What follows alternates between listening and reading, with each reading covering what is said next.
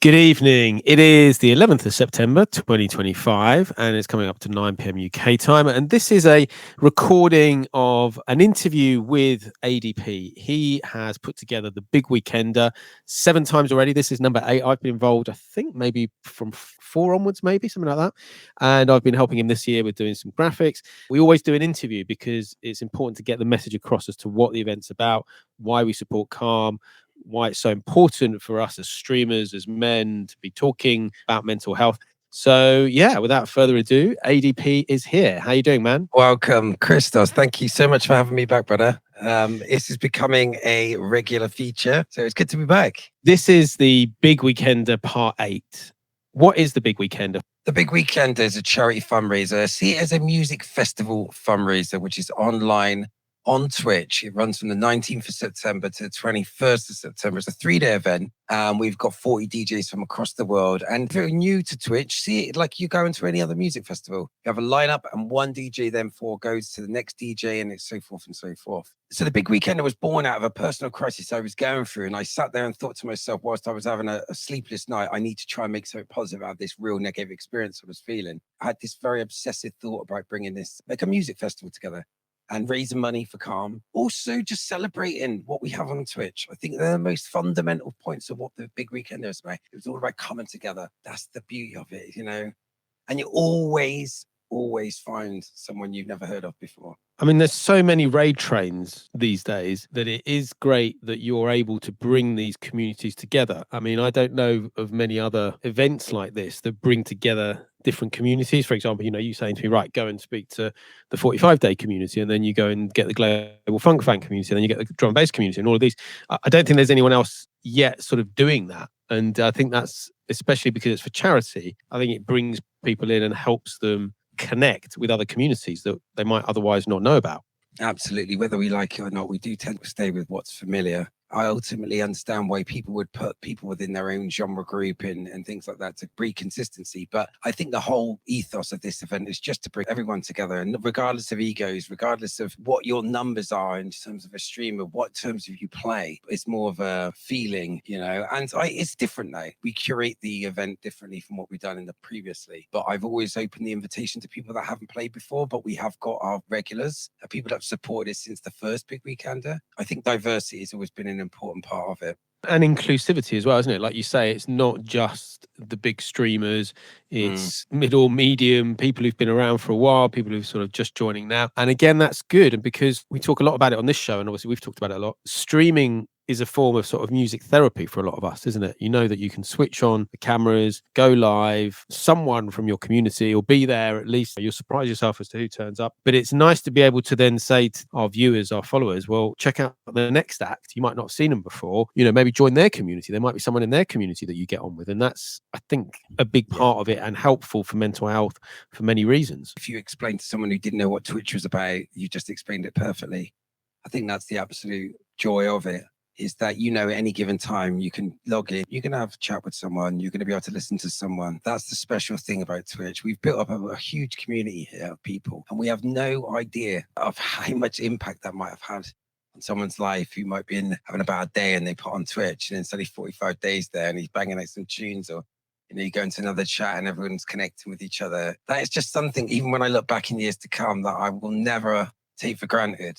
And I think that's the beauty of it. The Twitch landscape has changed, but I think that if you look at the lineup as well, there's a lot of people that haven't played for a while. They don't normally stream so much anymore. So it's going to be a reminder of where it was in the journey that we've gone on as streamers and viewers, and the friends we've made. And I think that is the biggest gift of this whole thing. I'm always so humble when you take a look back on these last 4 years of how much we've raised and what we've really done. And I think that's quite special, Criztoz. And also your support. I mean, I've always got to say that these posters are looking absolutely banging, mate. Really pleased with that. And this just shows again of everyone coming together and your efforts. So I appreciate that, brother. I really do. I'm doing it constantly for my events, shows and stuff like that. So if it's something I can help someone else with, of course, you know, I'm going to jump in, you know, because it's great, you know, and I'm hoping it's going to be as successful as it has in the past. Twitch is strange. It has changed a lot.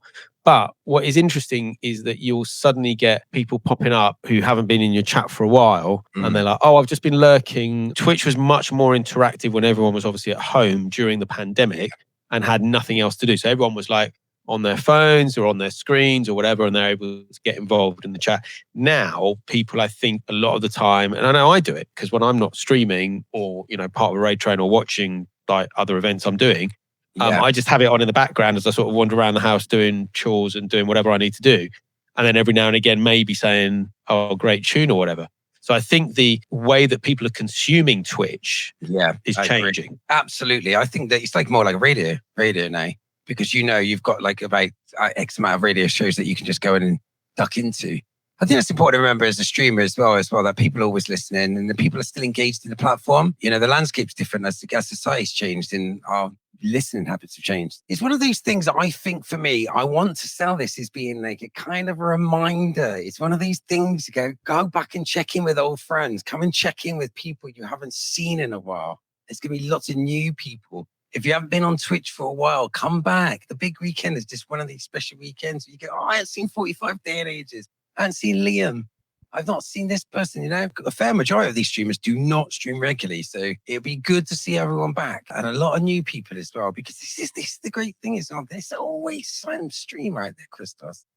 Might have 4 or 5 viewers, and you come into it and it's like the chat might not be that much going on, but they play great music. My Twitch habits have changed because my life's got much more busier now. So I'm finding myself less and less, like you say, in the chat, engaging in that way, In terms of the big weekender, is always in aid of Calm, which is a campaign against living miserably. Now, why is it firstly in aid of Calm, and what is the reason why you support this charity so much? Oh, so the reason why I picked Calm is I actually had to use the services quite some time back. From personal experiences of people that have no longer sadly with us, I felt that it's the one issue which I feel is getting worse and worse, to be honest with you, Criztoz. I think it's the loneliness epidemic that we face. I mean, the statistics are depressing though. Was it 125 people lose their lives to suicide per week in the UK? I mean, if it's anything around that number, that's insane. And 75% of them are men. A crazy statistic. Born out of personal experience, really, to be honest with you, and suffering that I've felt over the years. It makes me very sad that there's still so many people out there suffering. Now, I fundraise for Calm because, I've seen, do you know what I mean? How devastating it is for when people struggle with their mental health in silence, and Calm really offers to break that silence. There are people 365 days a year, 7 days a week that offer like support. It's just remind you that you're not alone. And this is the reason why it's so important to me. To raise awareness and funds as much as possible, because you look at it, the average cost of a call to Calm to pay an operator, because they do have to pay people, it's not just volunteers, it's £5, which works, I think, about $8, $9. So you think, guys, when you're at the supermarket this week buying this really overinflated bottle of olive oil for £7, just think that £7 just this week can be directed to go towards Calm, pay £5 for one of their calls. And I think this is the most important thing, is that they listen without any judgment. So, you can talk openly about what you're going through, and they can offer emotional support, providing reassurance, empathy, and just giving you a space to be heard, really. And ultimately, that makes people feel less alone. Reminding, I suppose, what they're feeling is valid and that support is available. They can offer you local mental health services in your area. And of course, if anyone's in an immediate harm, encourage them, maybe like if they needed emergency services or anything else like that. If someone's feeling that desperate, it's a safe space for people to open up and talk about what's going on, and it's completely confidential. It's across 3 days, and it starts, as you said, on Friday, the 19th of September, with none other than Adey P. So tell us a little bit about day one. Day one, again, as you can see, is a mixture of people going on. We got a couple of debutants as well. We got Rich Green from New Jersey, I think it's New Jersey, and Drum DMC. Now, he might be doing a live set, because sometimes he does drums along with the tracks, or does drum covers. We got Jason K, a bitch fan from America, and DJ Stepdaddy. There's 3 debutants in the first day. So from the 45 Day crew, we've got Mark Lancaster. Obviously, Freddie J has done 45 Day stuff with us and plays 45s, but obviously plays lots of digital stuff as well. And Rich T actually met at the Global Funk Fam 5th birthday party, and he's going to debut on Coffee and Donut this Saturday, actually. And also DJ Stepdaddy's been a guest on Part of My Journey. He's told his mental health journey story, so that was very important to him. So as soon as I reached out and said there's a mental health raid train happening, he was like, yeah, I want to sign up. So it's great that people are invested in it, because it's been helpful to them on their journey to get involved as well. So day 2 going into day 3. Old school classics here. We're bringing back Liam DJ, UK DJ Arlo, of course, Mouse Outfit, Monda Kush. And we got another debut episode in 10. And all the way from Papua New Guinea, Chilky 99 with Kiki Leclerc. Apologies, Kiki, if I got that wrong. What a lineup that is. And of course, we've got Funk Heavy G from Canada. Look at that. It's a very international lineup. It's such a mixture of styles, but actually complements each other really well. Let us move on to day 3.